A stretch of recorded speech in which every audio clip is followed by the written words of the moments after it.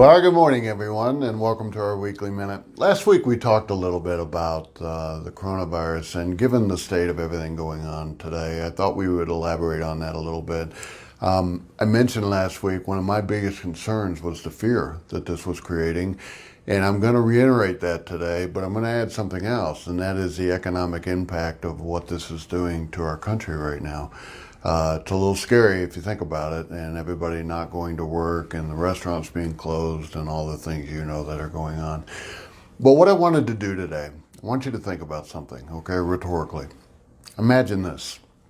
Imagine a virus spreading across the United States and in a year's time infecting 43 million people, okay?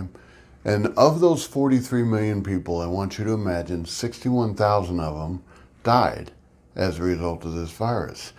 Seems pretty overwhelming, right?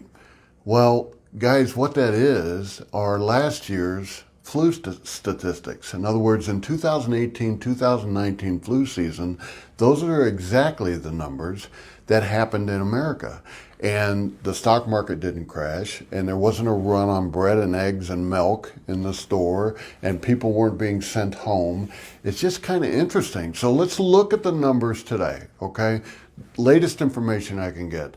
Coronavirus in the United States right now has infected a little over 35,000 people, okay? And the deceased have been 453. Now, that gives you a mortality rate of about 1.3%. They're clearly telling us that 80+% of the people that are exposed to this virus or actually infected by this virus, are going to have minimal or no symptoms whatsoever, okay? Now, I'm not making light of the people that are predisposed, are immunosuppressed, have underlying cases. Of course, those people should be as careful as they possibly can. But again, I told you in the beginning, my concern here is the fear and the economic impact that this is going to have, again, from people not being able to go to work, okay? Lastly, I know this is running long, but lastly, I also hear people looking for the magic bullet, be it a vaccination, be it some form of medication, to address the symptoms of this viral infection. I have the magic bullet for you. It's called your innate, God-given immune system. Okay, remember this, you guys. The human body is meant to combat these things. And one of the arguments against that right now is that the coronavirus is what they're calling a novel virus, meaning it mutated over from an animal, and the human species has not had an opportunity to be exposed to it as of yet. Well, I have news for you.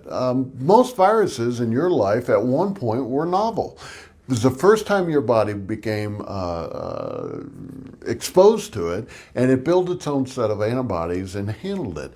This is what the immune system does in the body. So if you want the magic bullet, work on being healthy, your immune system, eat right, avoid sugar, drink a lot of water, get out in the sunshine. Vitamin D is vitally important. Maybe a good multivitamin. Do what you have to do to simply stay healthy. And chances are really good, your odds are incredible, that if you do get exposed to this or infected, you're going to handle it just like you would any other virus. So, I want to thank everybody for your comments from last week. Give us your thoughts.